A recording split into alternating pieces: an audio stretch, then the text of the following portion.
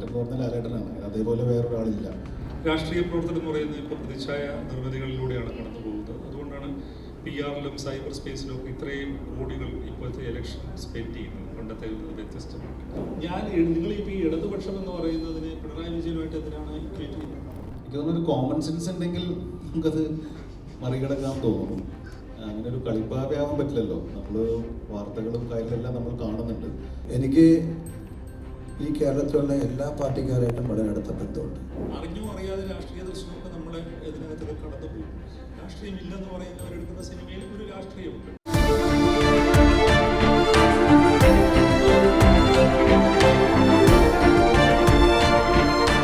Own your pride. Pride Diamond Collections by Joya Lucas, world's favorite jeweler. എല്ലാവർക്കും നമസ്കാരം. ഇവിടെ വന്നിട്ടുള്ള എല്ലാ മാധ്യമ സുഹൃത്തുക്കൾക്കും നമസ്കാരം. മറ്റന്നാൾ പ്രതിച്ഛായ ഇറങ്ങുകയാണ്. ഒരുപാട് വർഷങ്ങൾക്ക് മുമ്പ് തുടങ്ങിയൊരു ഡിസ്കഷനാണ് ആക്ച്വലി. നമ്മൾ 2020 തോന്നുന്നു, കൊറോണ എല്ലാം കഴിഞ്ഞിട്ടൊരു ലോക്ക്ഡൗൺ മാറിയൊരു സമയത്താണ് ആദ്യമായിട്ട് സാറിനെ കണ്ട് നമ്മൾ ഡിസ്കസ് ചെയ്യുന്നത്. പിന്നെ പല കാരണങ്ങളാൽ അത് ആ സമയത്ത് നടന്നില്ല. അങ്ങനെ നീണ്ട് പോയി. സാറും വേറെ തിരക്കിലായിരുന്നു, ഞാനും വേറെ പടങ്ങൾ ചെയ്തുകൊണ്ടിരിക്കുകയായിരുന്നു. അങ്ങനെ പിന്നീടൊരു ഇൻട്രസ്റ്റിംഗ് ആയിട്ടുള്ളൊരു സ്പേസിൽ വന്നപ്പോൾ ഞങ്ങൾ ഡിസ്കസ് ചെയ്യുകയും എന്നാൽ ഇത് ചെയ്താലോ എന്നൊരു തീരുമാനം എടുക്കുകയായിരുന്നു. അപ്പോൾ ഇത് എനിക്ക് ബേസിക്കലി ഇതിനകത്ത് ഈ അച്ഛൻ മകൻ റിലേഷൻഷിപ്പ് എനിക്ക് ഭയങ്കരമായിട്ട് കണക്റ്റായ ഒരു കാര്യമാണ്. വളരെ അത് നല്ല രസകരമായിട്ട് വന്നിട്ടുണ്ടെന്നാണ് ഞങ്ങളുടെ വിശ്വാസം. ഒരു സിനിമയിൽ എപ്പോഴും റിലേഷൻഷിപ്സ് എപ്പോഴും ഏതെങ്കിലും ഒരു റിലേഷൻഷിപ്പായിരിക്കും നന്നായിട്ട് വരിക. എനിക്കിതിനകത്ത് പല റിലേഷൻഷിപ്സിനും നല്ല ഡെപ്ത് ഉള്ള പോലെ എനിക്ക് തോന്നിയിട്ടുണ്ട്. അതൊരു നായകൻ വില്ലൻ റിലേഷൻ ആണെങ്കിലും അച്ഛൻ മകനാണെങ്കിലും ചേട്ടനായിട്ടുള്ള കാര്യങ്ങൾ, അങ്ങനെ ഒരുപാട് അങ്ങനെ റിലേഷൻഷിപ്സ് നമ്മൾ ഓരോന്നെടുത്ത് നോക്കുകയാണെങ്കിൽ എല്ലാത്തിനും ഭയങ്കര ഒരു സ്ട്രെങ്ത് ഉള്ള പോലെ ഫീൽ ചെയ്തൊരു കഥയാണ്. ഭയങ്കര ഇൻട്രസ്റ്റിംഗ് ആയിട്ട് ഷൂട്ട് ചെയ്താണ് ഓരോ സീനും. നല്ല ക്വാളിറ്റിയിൽ എടുക്കണം സാറിന് ഭയങ്കര നിർബന്ധമായിരുന്നു. അങ്ങനെ എല്ലാ സീനും നല്ല സമയമെടുത്ത് നല്ല ക്വാളിറ്റിയിൽ നല്ല സാറും ഗോവലൻ സാറും കൂടിയാണ് പ്രൊഡ്യൂസ് ചെയ്തിരിക്കുന്നത്. അപ്പോൾ നന്നായിട്ട് സ്പെൻഡ് ചെയ്തെടുത്തിരിക്കുന്ന ഒരു സിനിമയാണ്. പിന്നെ എന്താ പറയുക, എല്ലാം സിനിമയാണ് സംസാരിക്കേണ്ടത്. നമ്മൾ എന്ത് പറഞ്ഞിട്ടും പ്രത്യേകിച്ചൊരു കാര്യവും ഒന്നുമില്ല. അപ്പോൾ സിനിമ പ്രേക്ഷകർക്കും നിങ്ങൾക്കും കണക്ട് ആവട്ടെ എന്നാണ് ഞങ്ങൾ ആഗ്രഹിക്കുന്നത്. അങ്ങനെ കണക്ട് ആവുകയാണെങ്കിൽ നിങ്ങളെല്ലാവരുടെയും കൂടെ ഉണ്ടാവുക, സപ്പോർട്ട് ചെയ്യുക. കാരണം സിനിമകൾ നല്ലത് വരട്ടെ, നല്ല രീതിയിൽ മുമ്പോട്ട് പോകട്ടെ എന്നൊക്കെ എല്ലാവരും ആഗ്രഹിക്കുന്നൊരു സമയമാണല്ലോ. നിങ്ങളുടെ എല്ലാവരുടെയും സപ്പോർട്ടും പ്രതീക്ഷിക്കുന്നു. Thank you. എല്ലാവർക്കും നമസ്കാരം. ഞാൻ ഉണ്ണിയേട്ടനോട് ആദ്യമായിട്ടാണ് അഭിനയിക്കുന്നത്. 40 വർഷം കഴിഞ്ഞ സിനിമയിൽ 350 സിനിമ അടുത്തായി. പക്ഷെ ഒരുപാട് രാഷ്ട്രീയക്കാരൻ്റെ വേഷങ്ങൾ ഞാൻ ചെയ്തിട്ടുണ്ട്. പക്ഷെ എനിക്ക് ആദ്യമായിട്ടാണ് ഇങ്ങനെ ഒരു രാഷ്ട്രീയക്കാരൻ്റെ വേഷം കിട്ടിയിരിക്കുന്നത്. ഇതുപോലത്തെ ഒരു വേഷം ഞാൻ ഇതിനു മുമ്പ് ചെയ്തിട്ടില്ല. പിന്നെ സിനിമ ഒരു രാഷ്ട്രീയ പശ്ചാത്തലത്തിൽ പറയുന്നു എന്ന് മാത്രം, ഫാമിലിയാണ് ശരിക്കും സിനിമ. രാഷ്ട്രീയം അതിൻ്റെ അകത്ത് പറയുന്നു, അതിലൂടെ കടന്നു പോകുന്ന ഫാമിലി സബ്ജക്റ്റാണ്. ഒത്തിരി ആർട്ടിസ്റ്റുകളുണ്ട്. ക്യാമറ ഗംഭീര ഒരു ക്യാമറമാനാണ്. പിന്നെ മേക്കിംഗ് ഞാൻ കുറേ പറഞ്ഞില്ല, ഇത്രയും സിനിമകൾ അഭിനയിച്ചെങ്കിലും ഞാൻ ഇതുപോലൊരു ഡയറക്ഷനിൽ ഞാനിപ്പോൾ ഉണ്ണിയേട്ടനിരുന്നോട് പറയണതല്ല, ഞാൻ ആദ്യമായിട്ട് അഭിനയിക്കുന്നത്. കാരണം കുറേ ഡയലോഗുകൾ ഞാനത് പറയാനുള്ള കുറേ ഡയലോഗുകൾ ഞാൻ ബൈഹാർട്ട് പഠിച്ച് വെച്ച് അതിങ്ങനെ ആയിരിക്കും എടുക്കണമെന്ന് ഇത്ര സിനിമകൾ അഭിനയിച്ച ഒരു എക്സ്പീരിയൻസ് വെച്ച് ഞാനിങ്ങനെ മനസ്സിലത് പഠിച്ചു വെച്ചു. പക്ഷേ ഉണ്ണിയേട്ടനത് എടുത്ത് വേറൊരു പാറ്റേണിലാണ്. അപ്പം അങ്ങനെ ഞാനത് പഠിച്ചു വെച്ചിൻ്റെ വിഷമം കൊണ്ടല്ല ഞാൻ പറയണത്. അതല്ലാതെ എടുത്തു കഴിഞ്ഞപ്പോൾ അതിൻ്റെ ഒരു ഭംഗി സ്ക്രീനിൽ കാണാൻ പറ്റി. ഭയങ്കരമായിട്ട് അഭിനയിക്കാനും പറ്റി. ഭയങ്കരമായിട്ടും തന്നെ എൻ്റെ കഴിവനുസരിച്ചിട്ട്. അപ്പോൾ ആദ്യത്തെ ഷോട്ട്, സിനിമയിലെ ആദ്യത്തെ ഷോട്ട് കഴിഞ്ഞപ്പോഴേ ഞാൻ ചോദിച്ചു ശരിയായോ എന്ന്. ഏട്ടൻ പറഞ്ഞു ഓക്കെ. അങ്ങനെ അത് ആ ക്യാരക്ടറിലേക്ക് കയറാൻ എനിക്കൊരു ദിവസം എടുക്കേണ്ടി വന്നു. പക്ഷെ പിന്നീട് അങ്ങനെ കുറേയും കൂടി സപ്പോർട്ടോടുകൂടി എല്ലാവരും സപ്പോർട്ട്. ഇപ്പോൾ നിവിനും ഒക്കെ ചെയ്തേക്കുന്നത് ഞാനിപ്പോൾ ഇരുതി കൊണ്ട് പറയുന്നതല്ല, നിവിൻ ഇതുപോലത്തെ ഒരു ക്യാരക്ടർ ചെയ്തിട്ടുണ്ടാവില്ല ചിലപ്പോൾ. കാരണം അത്ര ഭയങ്കരമായിട്ട് ചെയ്തിട്ടുണ്ട് നിവിൻ, ഷറഫുദ്ദീൻ, മേനോൻ സാറ്. മേനോൻ സാറിൻ്റെ പ്രത്യേക നമ്മളിതുവരെ കണ്ടിട്ടുള്ള മേനോൻ സാറില്ല, സായികുമാർ, ഷറഫുദ്ദീൻ എല്ലാവരും. അപ്പം ആ ഒരു സന്തോഷത്തിലാണ് ഞങ്ങളെല്ലാവരും. പിന്നെ ഇതിൻ്റെയൊക്കെ അഭിപ്രായം വേണ്ട പ്രേക്ഷകരാണ്. അത് പിന്നെ സപ്പോർട്ട് ചെയ്യേണ്ടത് നിങ്ങളെല്ലാവരുമാണ്. നിങ്ങളുടെ സപ്പോർട്ടും നന്നായിട്ടുണ്ടായാൽ ഏത് സിനിമയും വിജയിക്കും. ഇതിൻ്റെയും വിജയത്തിൻ്റെ പിന്നിൽ നിങ്ങളുണ്ടാവുമെന്ന് വിശ്വസിക്കുന്നു. Thank you. നമുക്ക് ചോദ്യങ്ങളിലേക്ക് എടുക്കാം. സിനിമയുമായി ബന്ധപ്പെട്ട ചോദ്യങ്ങളാക്കാൻ ശ്രദ്ധിക്കുക. ചോദിച്ചോളൂ. മൈക്ക് വേണോ?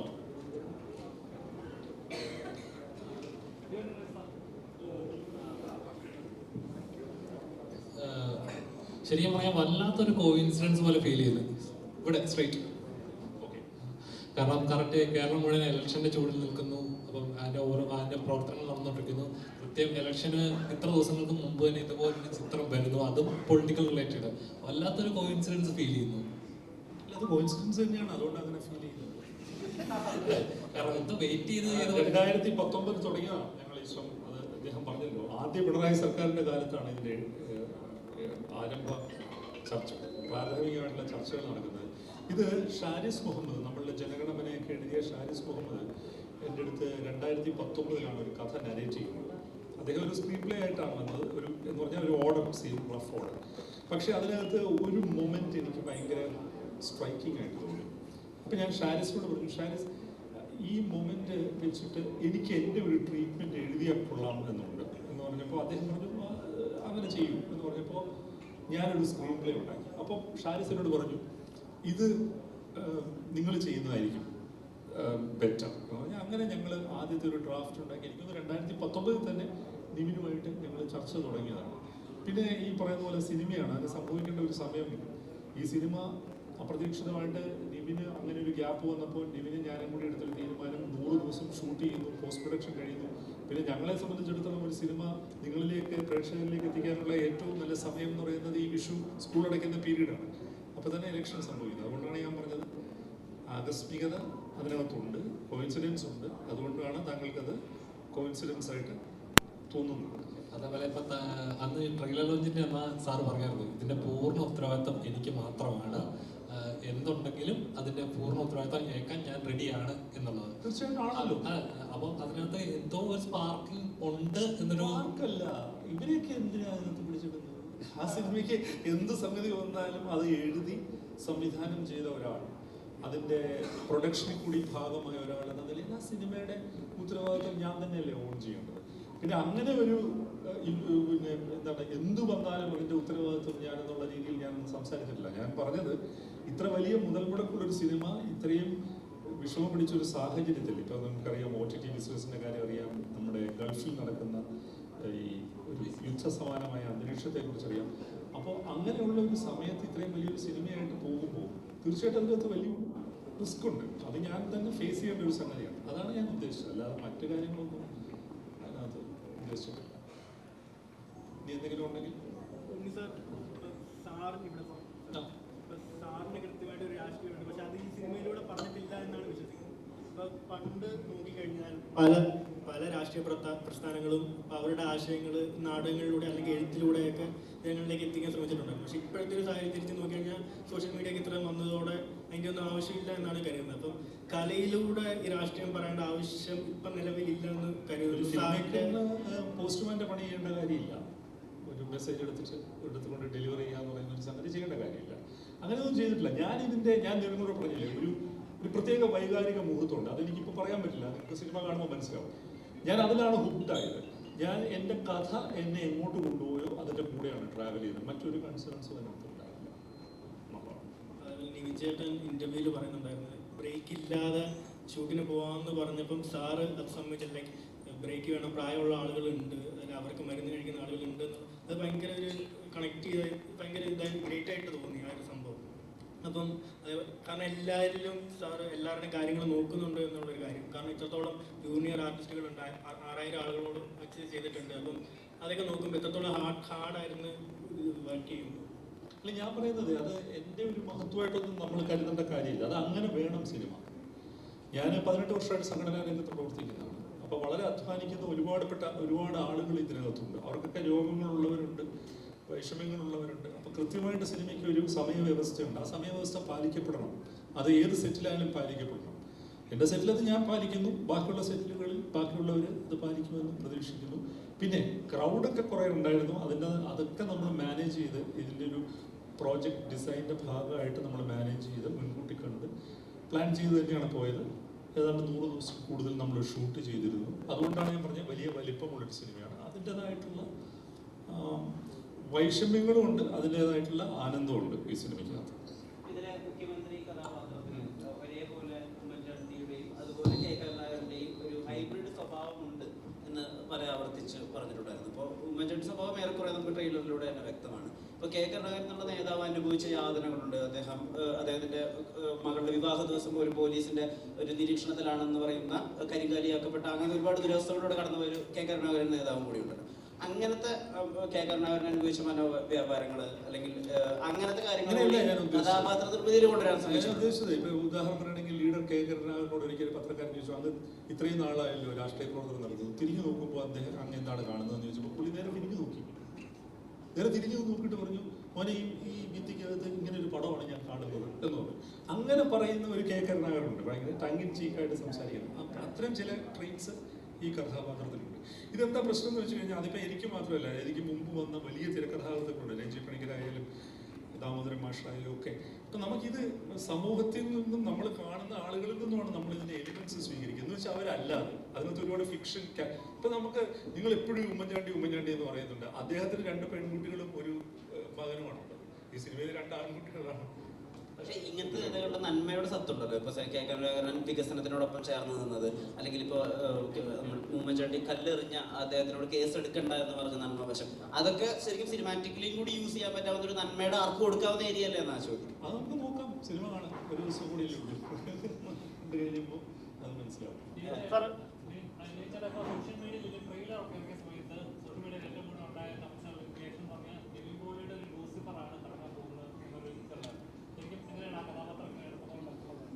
ഇല്ല, അങ്ങനെയൊന്നും നമ്മൾ ഇതിനെ എടുക്കുന്നില്ല. ഇത് ഞാൻ പറഞ്ഞില്ല, ഇതൊരു ബേസിക്കലി ഒരു ഇമോഷണൽ സ്റ്റോറിയാണ്. ഒരു ഫാദർ സൺ ഇമോഷണൽ സ്റ്റോറി. നമുക്ക് ഫാമിലി ആയിട്ട് വന്നിരുന്ന് കാണാൻ പറ്റുന്ന ഒരു ഇമോഷണൽ സ്റ്റോറി. അതിനപ്പുറം നമ്മൾ ഇതിനകത്തൊന്നും പറയുന്നില്ല. രാഷ്ട്രീയം ഇതിൻ്റെ ഒരു പശ്ചാത്തലമാണ്.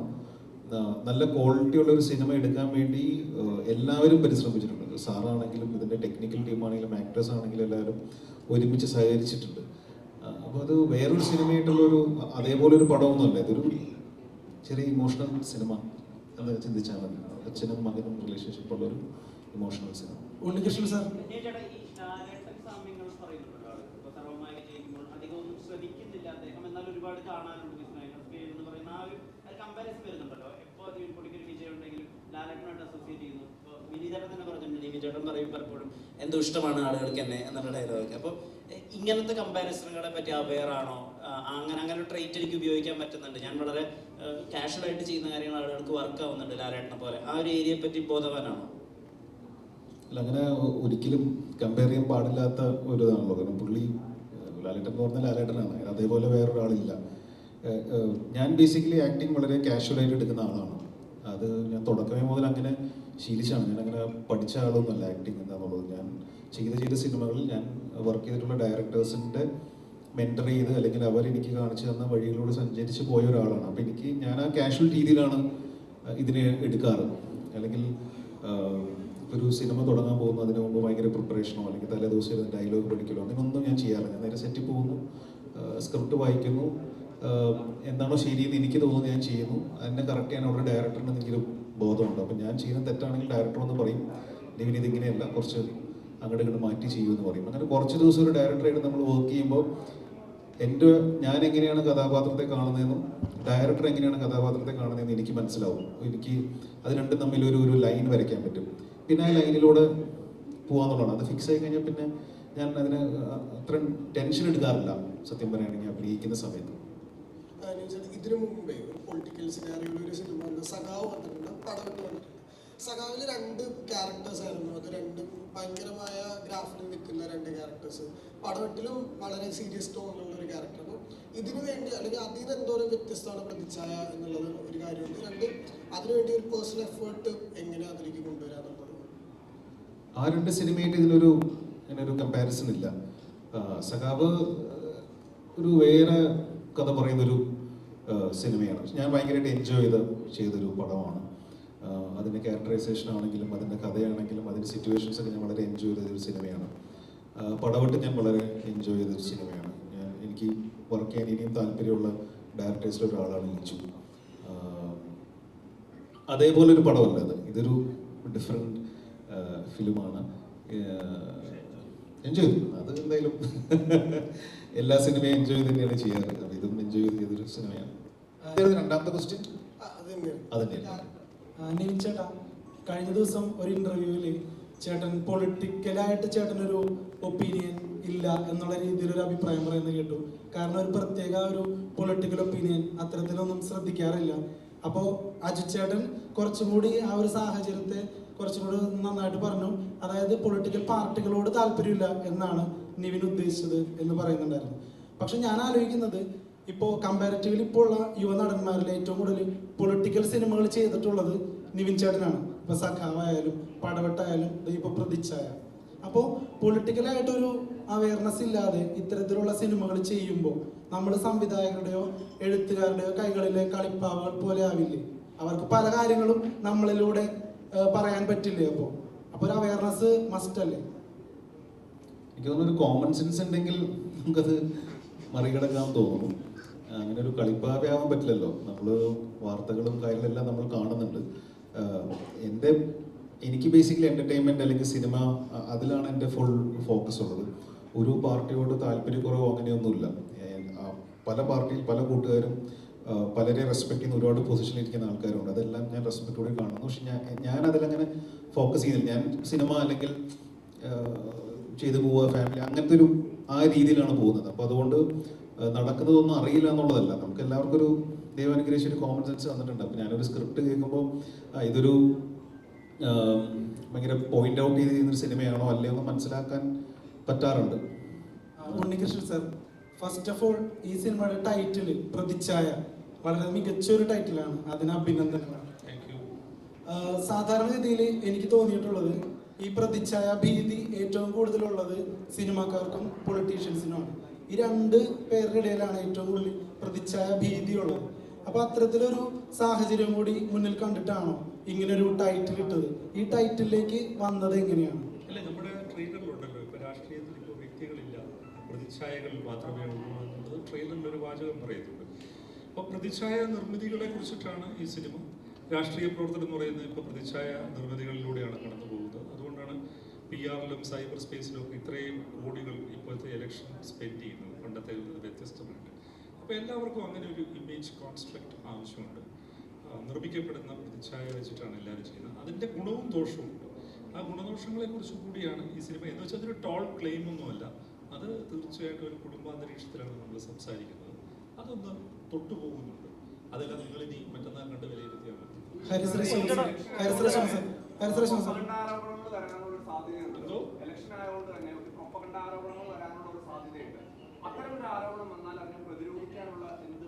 ഒരു പ്രതിരോധവും ഇല്ല. സിനിമയോട് വയ്ക്കുമ്പോൾ നാളെ കഴിഞ്ഞാൽ ഞാൻ യാത്ര പോകും. കുറച്ച് ദിവസം കഴിഞ്ഞ് ഞാൻ വരുള്ളൂ. അതൊക്കെ തന്നെ നമ്മുടെ പ്രതിരോധം. ഹരിശ്രീ സാർ, ഇപ്പൊ ഈ കൂട്ടത്തില് കുറച്ചും കൂടി എക്സ്പീരിയൻസ് സിനിമയിലുള്ളത് സാറിനാണ്. സാർ വന്നിട്ട് ഇപ്പൊ ഒരു എങ്ങനെ വന്നാലും 25 വർഷത്തിലധികം, 40 വർഷമായിട്ട് പറഞ്ഞു ഞാൻ 40 വർഷം. സോറി സാർ, അതിന് സോറി വരേണ്ട കാര്യമുണ്ട്. പക്ഷെ അഭിനയിച്ചതാണ് ഞാൻ പറയുന്നത്. തീർച്ചയായിട്ടും സാർ, പണ്ടുള്ള നടന്മാർ, ഇപ്പൊ തിലകൻ സാർ ആയിക്കോട്ടെ, ശങ്കരാടി സാർ ആയിക്കോട്ടെ, മുരളി സാർ ആയിക്കോട്ടെ, ഇവരെല്ലാവരും ഇവരുടെ രാഷ്ട്രീയം പ്രകടമാക്കി തന്നെ സംസാരിച്ചിരുന്ന ആൾക്കാരാണ്. ഞാനൊരു കമ്മ്യൂണിസ്റ്റുകാരനാണ് എന്നൊക്കെ മുരളി സാറും തിലകൻ സാറും അതുപോലെ ശങ്കരാടി സാറും ഒക്കെ സംസാരിക്കുന്ന ഇന്റർവ്യൂസ് നമ്മൾ കണ്ടിട്ടുണ്ട്. അപ്പൊ നിങ്ങളുടെ കാലഘട്ടത്തിലുള്ളവരിലും അത്തരത്തിലൊരു സ്വഭാവം ഉണ്ടായിരുന്നു. പക്ഷേ ഇന്ന് ഒരു രാഷ്ട്രീയ പാർട്ടിയുടെ അനുഭവമുള്ള ആളാണ് ഞാൻ എന്ന് പറയാൻ പലർക്കും ഭയമാണ്. പറഞ്ഞു കഴിഞ്ഞാൽ മറ്റുള്ളവരെന്ത് വിചാരിക്കും, മറ്റൊരു പാർട്ടി എനിക്കെതിരാവോ, മറ്റൊരു അണികൾ എനിക്കെതിരാവോ എന്നുള്ളൊരു ഭയമുണ്ട്. അപ്പോൾ സാറിന് അങ്ങനത്തെ ഒരു ഭയമുണ്ടോ? സാറിന് രാഷ്ട്രീയം വെളിപ്പെടുത്താൻ ഒരു ഭയമുണ്ടോ? രണ്ടാമത്തെ ചോദ്യം, അല്ല ആദ്യം തന്നെ പറയട്ടെ, എന്നിട്ട് 10 ചോദ്യങ്ങളൊന്നും ഞാൻ എല്ലാം പറയണ്ടത്. ആദ്യത്തെ ചോദ്യത്തിന് മറുപടി അറിയാം. എനിക്ക് ഈ കേരളത്തിലുള്ള എല്ലാ പാർട്ടിക്കാരായിട്ടും വളരെ അടുത്ത ബന്ധമുണ്ട്. അവരൊക്കെ എൻ്റെ സുഹൃത്തുക്കളുണ്ട് പലരും. ഞാൻ അങ്ങനെ സ്നേഹിക്കുന്നവരാണ്. പോരെ? 5 രണ്ടാമത്തെ പറ. രണ്ടാമത്തെ ചോദ്യം, ഇപ്പൊ ഇങ്ങനെ ഒരു ഡിപ്ലോമാറ്റിക് ആയിട്ടുള്ള ഒരു ആൻസർ ഇപ്പോൾ ബി ഉണ്ണികൃഷ്ണൻ സാറൊക്കെ ഇടതുപക്ഷ സഹയാത്രികനാണെന്ന് വളരെ പ്രത്യക്ഷത്തിൽ പറഞ്ഞിട്ടുള്ള ആളാണ്. അപ്പോൾ ഇത്തരത്തിലൊരു ഡിപ്ലോമാറ്റിക് ആയിട്ടുള്ള ആൻസർ വരുന്നത് മറ്റുള്ളവൻ എന്ത് വിചാരിക്കുമെന്ന ചിന്തയിൽ നിന്നാണോ, അതോ ഇന്നത്തെ കാലഘട്ടം വളരെ സെൻസിറ്റീവ് ആയതുകൊണ്ടാണോ? ഞാൻ അങ്ങനെ ഒന്നും ചിന്തിക്കാറില്ല. രാഷ്ട്രീയമായിട്ടല്ല എൻ്റെ ജീവിതം. എൻ്റെ ജീവിതം എന്ന് പറഞ്ഞാൽ എൻ്റെ വീട്ടിലുള്ളവരെയൊക്കെ നോക്കണം എനിക്ക്. മനസ്സിലായോ? അതിനുവേണ്ടി ജോലി ചെയ്യുന്നു, പൈസ ഉണ്ടാക്കുന്നു, എന്നെ ആശ്രയിക്കുന്നവരെ ഞാൻ നോക്കുന്നു. പക്ഷേ ഇതിൻ്റെ ഇടയ്ക്ക് എനിക്ക് ഒരുപാട് സുഹൃത്തുക്കളുണ്ട്. അത് രാഷ്ട്രീയമുണ്ട്, അല്ലാതുള്ള മേഖലയിലുള്ള പരിപാടികൾ ചെയ്യുന്ന പല ആൾക്കാരും എൻ്റെ സുഹൃത്തുക്കളാണ്. ഞാൻ നേരത്തെ പറഞ്ഞിട്ടുള്ള കാര്യങ്ങൾ തന്നെയാണ്. എൻ്റെ കയ്യിൽ എന്തെങ്കിലും കൊടുക്കാൻ ആർക്കുണ്ടെന്ന് സന്തോഷത്തോടെ ആർക്കാണെങ്കിലും കൊടുക്കുന്നതാണ്. ഇന്ന് വരെ ഞാൻ ചെയ്തിട്ടുണ്ട്. അത് എനിക്ക് സഹായിക്കുക എന്നുള്ളൊരു മനസ്സ് എൻ്റെ മനസ്സിലുള്ള എൻ്റെ അച്ഛനും അമ്മയൊക്കെ അങ്ങനെയാണ് എന്നെ പഠിപ്പിച്ചത്. അത് ഞങ്ങൾ എല്ലാവരും ചെയ്യുന്നുണ്ട്. അവിടെ രാഷ്ട്രീയത്തിലേക്ക് ഇറങ്ങി ചെല്ലാനുള്ളൊരു സമയം നമുക്കില്ല. കാരണം ജീവിച്ചത് അങ്ങനെയാണ്. എന്നാലും നമുക്കൊക്കെ എല്ലാവർക്കും നമ്മുടെ ഉള്ളിൽ രാഷ്ട്രീയം അറിയാം. പത്രങ്ങൾ വായിക്കുമ്പോഴും ന്യൂസ് കാണുമ്പോഴൊക്കെ നമുക്ക് രാഷ്ട്രീയം അറിയാം. പക്ഷെ അതിനുള്ള ഒരു സമയം നമുക്കിതിന് മാറ്റി വെക്കാനായിട്ടില്ല. ഒരു സെക്കൻഡ് കിട്ടിയാൽ അല്ലെങ്കിൽ ഒരു സമയം കിട്ടിയാൽ ആ സമയം നമ്മൾ സിനിമയ്ക്ക് വേണ്ടി എന്ത് ചെയ്യാൻ പറ്റും, ഇല്ല എൻ്റെ ജോലിക്ക് വേണ്ടി എന്ത് ചെയ്യാൻ പറ്റും ചിന്തിക്കുന്ന ഒരാളാണ് ഞാൻ.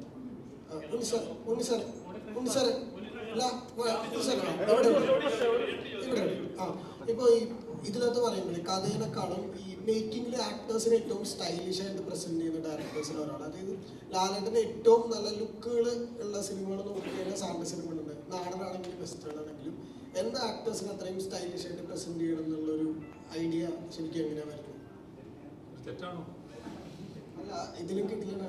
അങ്ങനെയല്ല. ഇപ്പൊ നിവിൻ ഇതിനകത്ത് അവതരിപ്പിക്കുന്ന കഥാപാത്രം ബാംഗ്ലൂർ പോലൊരു സ്ഥലത്ത് ഒരു സ്റ്റാർട്ടപ്പ് ഭയങ്കര സക്സസ്ഫുൾ ആയിട്ട് റൺ ചെയ്യുന്ന ഒരാളാണ്. അപ്പം അങ്ങനെയൊരു ബോഡി ലാംഗ്വേജ് ഉണ്ട്, ഒരു അറ്റയർ ഉണ്ട്. അതിനെനിക്കൊരു സങ്കല്പമുണ്ട് അതിനെക്കുറിച്ചും.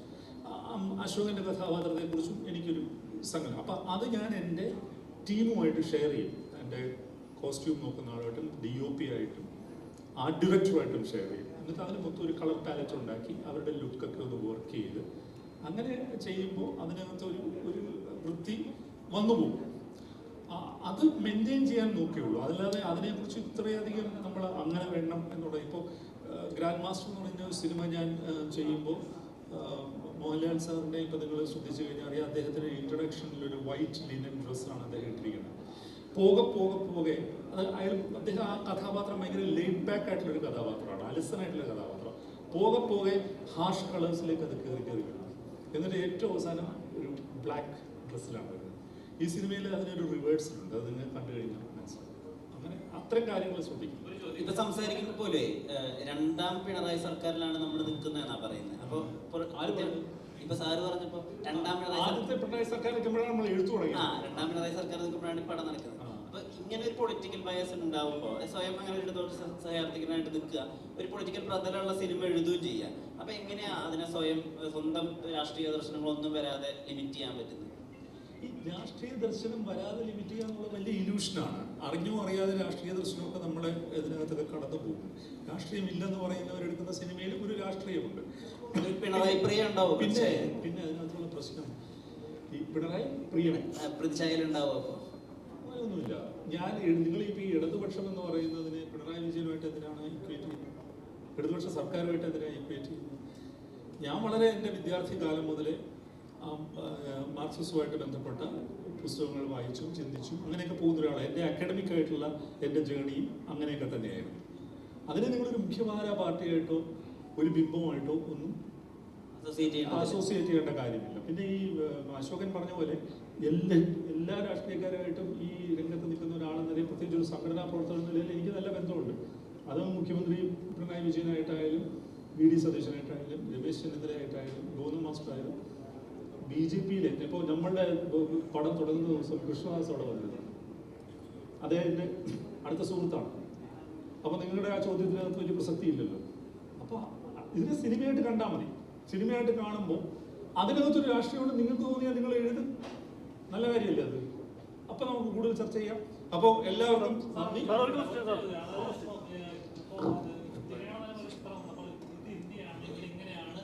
പറയാൻ അങ്ങനത്തെ ഒരു കേൾക്കുന്ന സമയത്ത് ഒരു പ്രേക്ഷകൻ ഉണ്ടാകുന്ന ഒരു മൊമെന്റ് ഉണ്ട്. അതായത് നമ്മൾ ഈ ക്രൈസിലൂടെ ഫേസ് ചെയ്തിട്ടുണ്ട്, നമ്മൾ കാണുന്ന എപ്പോഴെങ്കിലും പ്രതികരിക്കണം എന്ന് തോന്നുന്ന കാര്യങ്ങൾ ഒരു സിനിമ ഒരു നടൻ പറയുമ്പോൾ അല്ലെങ്കിൽ ഒരു കഥാപാത്രം പറയുമ്പോൾ ഒരു പ്രേക്ഷകന് കിട്ടുന്ന ഒരു ഫീലുണ്ട്. പ്രതിച്ഛായയിൽ അങ്ങനത്തെ ഒരു പൊളിറ്റിക്കൽ കേരളത്തെ പൊളിറ്റിക്കൽ സിനാരിയോ പ്രസന്റബിൾ ചെയ്ത ട്രൂ ഇൻസിഡൻസ് ബേസ് ചെയ്ത ഒരു കഥ തന്നെയായിരിക്കും പ്രതിച്ഛായ. എനിക്കറിയില്ല, നിങ്ങൾ കണ്ടു അത്ര മൊമെന്റ് ഉണ്ടോ അങ്ങനത്തെ കഥയാണോ എന്നൊക്കെ നിങ്ങൾ കണ്ടിട്ട് പറയും. ഞാൻ പറയുന്നത് ശരിയല്ല. മുൻവിധിയോട് കൂടി അതിനെ സമീപിക്കണം. സാറേ, ഒരു കഴിഞ്ഞ ഇന്റർവ്യൂവിൽ സാറ് പറയുന്നുണ്ടായിരുന്നു ഉമ്മൻചാണ്ടി സാറിനെ ഒരു DTH വെച്ച് 4 മണിക്ക് കണ്ടത്. അപ്പോൾ ആ സമയത്ത് അദ്ദേഹം പ്രതിച്ഛായ നഷ്ടപ്പെട്ടിരിക്കുന്ന ടൈമായിരുന്നു. അദ്ദേഹത്തിന്റെ ആ ഒരു സംഭവം ഈ പ്രതിച്ഛായ എന്ന സിനിമയിലേക്ക് അങ്ങനെ ഇൻഫ്ലുവൻസ് ചെയ്തിട്ടുണ്ട്. ഞാനത് പറഞ്ഞിരുന്നു. എല്ലാ രാഷ്ട്രീയ നേതാക്കൾക്കും ഒരു പ്രൈവറ്റ് സ്പേസ് ഉണ്ട്, അവർക്കൊരു കുടുംബം ഉണ്ട്. അപ്പോൾ അവര് പബ്ലിക് ലെവലിൽ ഫേസ് ചെയ്യേണ്ടി വരുന്ന പ്രോബ്ലംസ് അവരുടെ ഫാമിലിയും കൂടി ഫേസ് ചെയ്യണം. നമ്മൾ അങ്ങനെ ഒരു പിന്നെ എന്തെങ്കിലും ഒരു ആരോപണ വിധേയനായിട്ട് നമ്മൾ വീട്ടിലേക്ക് കയറി ചെല്ലുമ്പോൾ നമ്മുടെ പങ്കാളിയെ നമ്മൾ കാണണം, നമ്മുടെ മക്കളെ കാണണം, കൊച്ചുമക്കളെ കാണണം, സുഹൃത്തുക്കളെ കാണണം.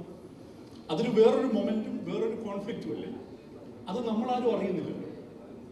അത്തരം ഒരു സ്പേസിലേക്കാണ് ഈ സിനിമ കൂടുതൽ കോൺസെൻട്രേറ്റ് ചെയ്യുന്നത്. വീടിൻ്റെ അകത്തളത്തിലേക്കാണ് ഈ സിനിമ കൂടുതൽ കോൺസെൻട്രേറ്റ് ചെയ്യുന്നതെന്ന് പറഞ്ഞുകൊണ്ട് നമ്മളിത് അവസാനിപ്പിക്കുകയാണ്. എല്ലാവരും ക്ഷണം സ്വീകരിച്ച് എത്തിയതിന് നന്ദി. പ്രതിച്ഛായ കാണുക. ഈ അഭിപ്രായങ്ങളൊക്കെ നിങ്ങൾ ഫ്രീ ആയിട്ട് എക്സ്പ്രസ് ചെയ്യട്ടെ. Thank you so much.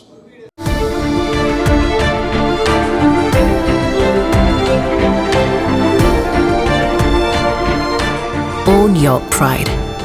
Pride Diamond Collections by Joya Lucas, world's favorite jeweler.